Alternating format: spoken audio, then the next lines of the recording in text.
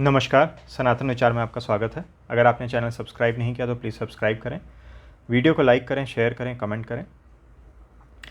आज जिस पुस्तक पर हम चर्चा कर रहे हैं वो चौखंबा सुर भारती प्रकाशन वाराणसी द्वारा प्रकाशित श्रीमद् यमुनाचार्य स्वामी विरचित गीतार्थ संग्रह है। पुस्तक में श्री वेदांत देशिका अनुग्रहित गीतार्थ संग्रह रक्षा भी सम्मिलित है। हिंदी व्याख्याकार श्री गोविंदाचार्य जी हैं। अभी हमने कुछ टाइम पहले ही गीतार्थ संग्रह नाम की ही श्री अभिनव गुप्त की श्रीमद् भगवद गीता पे टीका देखी थी।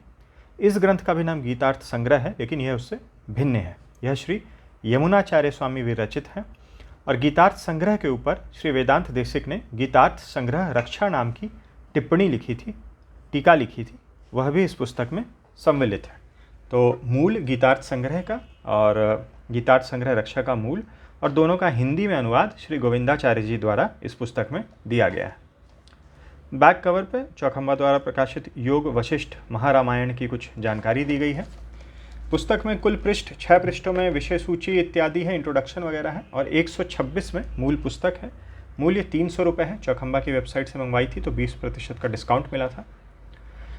इस पुस्तक में पुस्तक का परिचय जो यहाँ जैकेट के पीछे दिया गया है और जो आत्मनिवेदन दिया गया है वो बहुत ही सटीक है और पुस्तक के बारे में संपूर्ण जानकारी जो है वो इनके अध्ययन से प्राप्त हो जाती है। तो इसका मैं आपको पढ़ के आपको सुना दूं, ये पुस्तक किस बारे में है। ये श्रीमद् भगवद गीता के ऊपर जैसे हम आमतौर पे टीका या भाष्य देखते हैं कि हर श्लोक के ऊपर टीका या भाष्य है, या कुछ हर श्लोक के ऊपर नहीं भी है, तो एक अध्याय अनुसार सारे श्लोक दिए हुए हैं और उन पर भाष्य दिया हुआ है। उस प्रकार से नहीं है।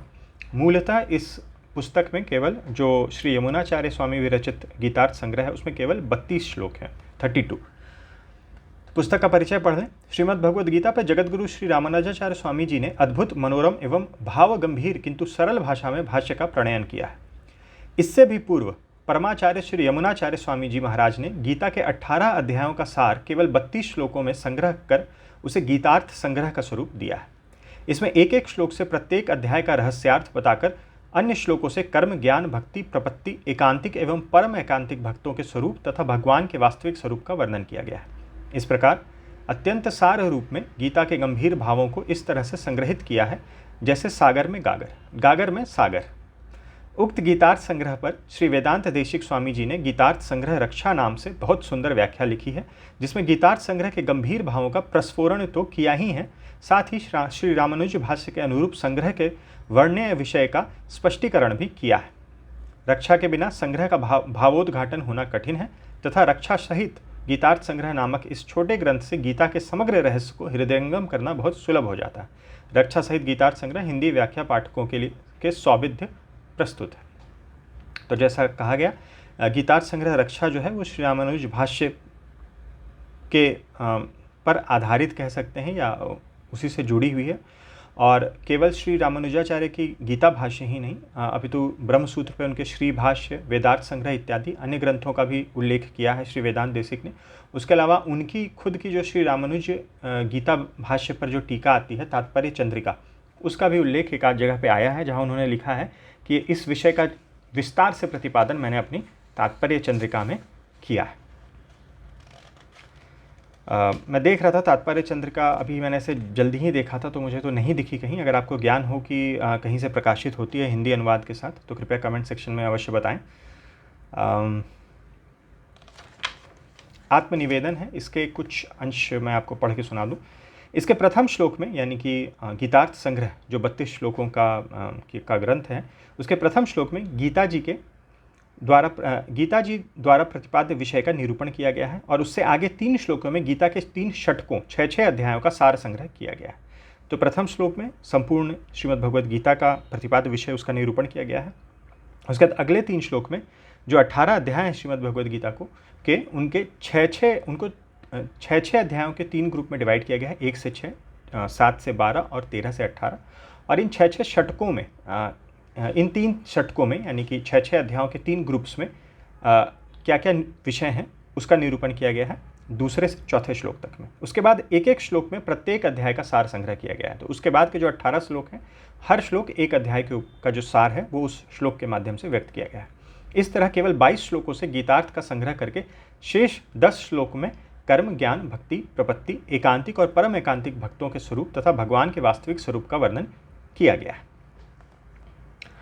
गीता भाष्य में श्री रामानुजाचार्य स्वामी जी ने गीतार्थ संग्रह के भावों को तत्र तत्र स्पष्टतया दिखाया है। गीता के रहस्यार्थ को विशिष्टाद्वैत सिद्धांत की दृष्टि से समझने के लिए इससे छोटा और सरल ग्रंथ नहीं है।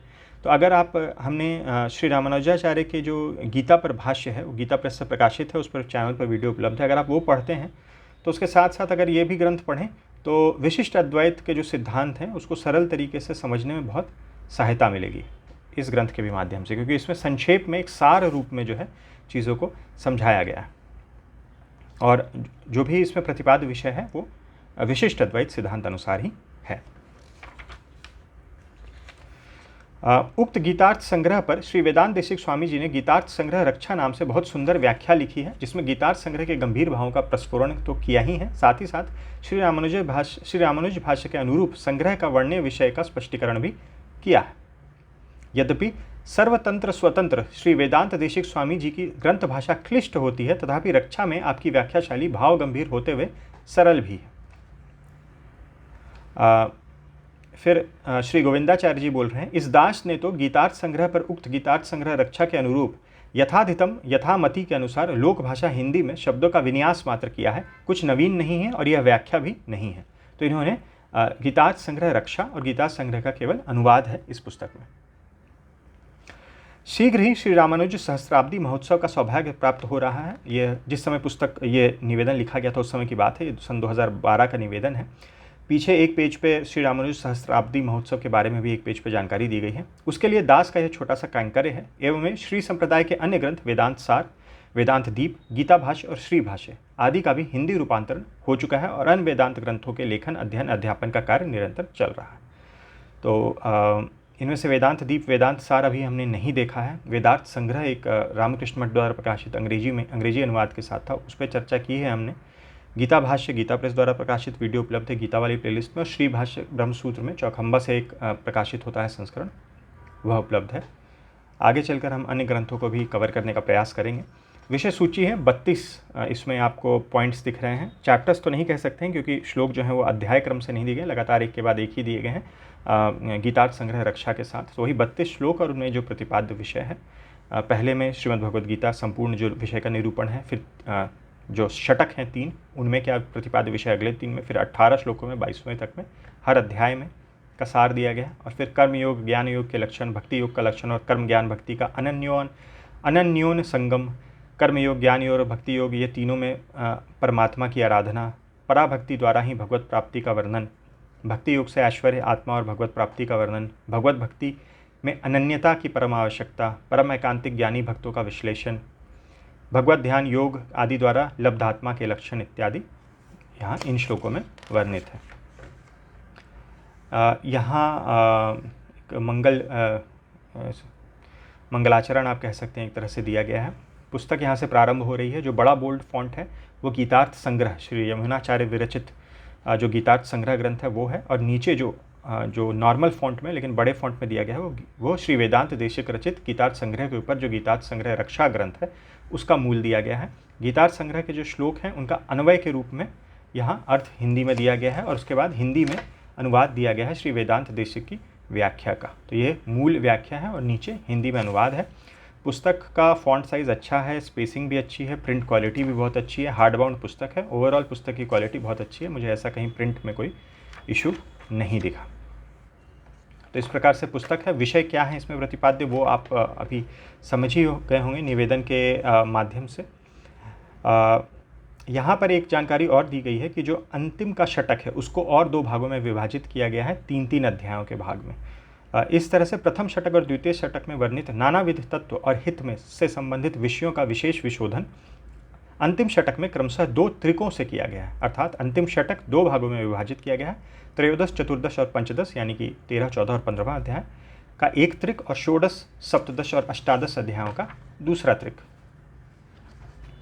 और विशिष्ट अद्वैत सिद्धांत संबंधित विभिन्न विषय जो हैं वो इस गीतार्थ संग्रह रक्षा भाष्य में जो एक तरह से कवर हो जाते हैं। अब जैसे माया के बारे में भी यहाँ चर्चा की गई है।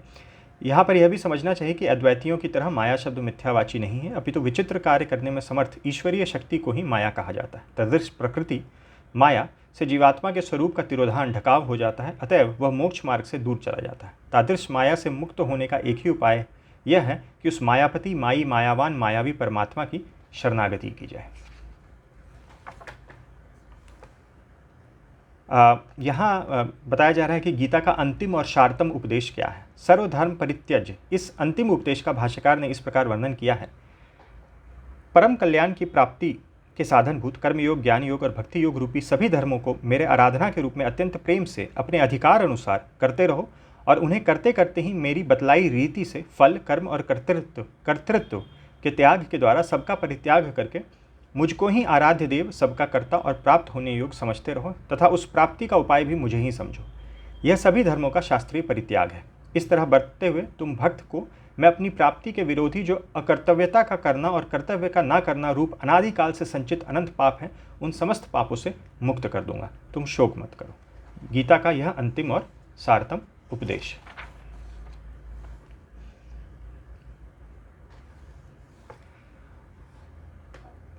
यहाँ भी भक्ति से संबंधित ही उल्लेख है। जब अब अंतरंग विभागों के साथ भक्ति योग का लक्षण बता रहे हैं। पर ब्रह्म में एकांततया सर्वतोभावेन अनन्यता पूर्वक जो प्रीति होती है उसे परैकांत प्रीति कहते हैं, अर्थात महनीय अतिश्रेष्ठ के विषय में होने वाली प्रीति को भक्ति कहते हैं। यह सूचित होता है। भक्ति का यह लक्षण पहले भी बताया जा चुका है। भक्ति का दूसरा लक्षण है स्नेहपूर्वक निरंतर ध्यान चिंतन को भक्ति कहते हैं। इस तरह लक्ष्य के स्वरूप को ध्यान शब्द से कहा गया है।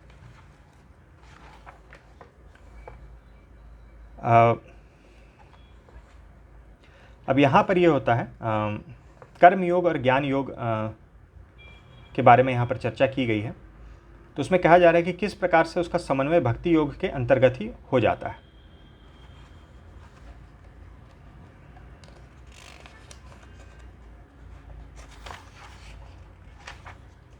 इस जगह पर अब प्रश्न होता है कि यद्यपि कर्मयोग ज्ञान योग के व्यवधान के बिना ही आत्म साक्षात्कार का साधन होता है, यह बात पहले ही गीता में बताई जा चुकी है, तथापि भक्ति योग को आत्म साक्षात्कार का साधक बताना अनुचित है, क्योंकि भक्ति योग आत्म साक्षात्कार पूर्वक होता है, अर्थात आत्म साक्षात्कार के बाद ही भक्ति योग आरंभ होता है। तो ये पराभक्ति की बात हो रही है। इस शंका का समाधान देते हुए कह रहे हैं कि आपका मानना ठीक नहीं है, क्योंकि भक्ति निष्ठा के ही पर्व भेद, अवान्तर भेद, कर्म योग आदि को मानने से सब कुछ ठीक हो जाता है। अतः ज्ञान दर्शन और प्राप्ति को समान रूप से भक्ति साध्य कहा जाता है, अर्थात ज्ञान दर्शन और प्राप्ति भी भक्ति से ही लभ्य है। यह पर्व भेद के बिना संभव नहीं है।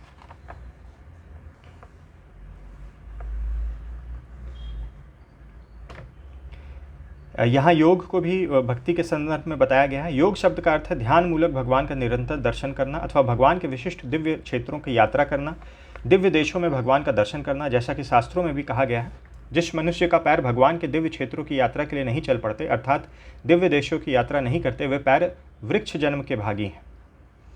आगे भी बताया गया है, योग दो तरह के बताए गए हैं, बाह्य योग और आंतर योग। बाहरी क्रिया, तीर्थ यात्रा, भगवान के मंदिरों में मार्जन आदि, तुलसी पुष्प की सेवा आदि विविध प्रकार की सेवा बाह्य योग है, और भगवान का निरंतर चिंतन करना ये आंतर योग है।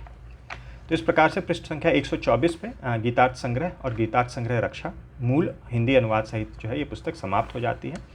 यहाँ श्रीमद् गीतार्थ संग्रह के जो 32 श्लोक हैं उनका पाठ के लिए पाठ के उद्देश्य से यहाँ पर एक साथ 32 श्लोक जो हैं वो मूल में दे दिए गए हैं पृष्ठ संख्या 125 पे।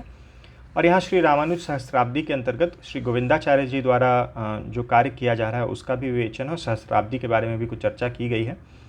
इन्होंने दिल्ली में स्थित श्रीनिवास संस्कृत विद्यापीठम की स्थापना की है, जिसमें व्याकरण, न्याय, काव्य आदि के साथ यतीन्द्र मत दीपिका, वेदार्थ संग्रह, वेदांत सार, वेदांत दीप आदि ग्रंथों का अध्ययन, अध्यापन इत्यादि जो है वो वहाँ पे चल रहा है। और विशिष्ट अद्वैत सिद्धांत का जो है यहाँ पे एक तरह से उसके बारे में लोगों को पढ़ाया जा रहा है, उसका प्रचार प्रसार किया जा रहा है। तो ये थी कुछ जानकारी। यहाँ श्री गोविंदाचार्य जी के बारे में उनका संक्षिप्त परिचय है। संस्कृत महाविद्यालय में व्याकरण विभागाध्यक्ष पद पर सेवा करते हुए संस्कृत एवं संस्कृति की सांप्रतिक स्थिति को देखते हुए स्वेच्छा से त्याग पत्र देकर वेद, वेदांग, वेदांत, दर्शन आदि प्राच्य विद्याओं के 1000 से अधिक प्रकांड विद्वान बनाने का लक्ष्य लेकर श्रीनिवास सेवार्थ न्यास एवं श्रीनिवास संस्कृत विद्यापीठम के माध्यम से अपना तन मन धन संस्कृत एवं भारतीय संस्कृति के प्रति समर्पित करके दिल्ली, चंडीगढ़ आदि 10 स्थानों में शैक्षणिक संस्थाएं संचालित करते हुए 400 से ज़्यादा छात्रों को आवास, भोजन, उपचार आदि व्यवस्था सहित निःशुल्क शिक्षा दे रहे हैं। और इन्होंने जो इनकी जो अन्य कृतियाँ हैं उसके बारे में यहाँ जानकारी दी गई है। जो हिंदी अनुवाद और व्याख्याएँ इन्होंने की हैं: लघु सिद्धांत कौमुदी, व्याकरण सिद्धांत कौमुदी, ऋजु सिद्धांत कौमुदी, सार सिद्धांत कौमुदी, तर्क संग्रह, सुदर्शनानुष्ठानम, गीतार्थ संग्रह और वेदांत सार। तो ये थी कुछ जानकारी चौखंबा सुर भारती प्रकाशन द्वारा प्रकाशित गीतार्थ संग्रह रक्षा पुस्तक व्याख्या के साथ। वीडियो देखने के लिए बहुत बहुत धन्यवाद। मिलते हैं अगले वीडियो में।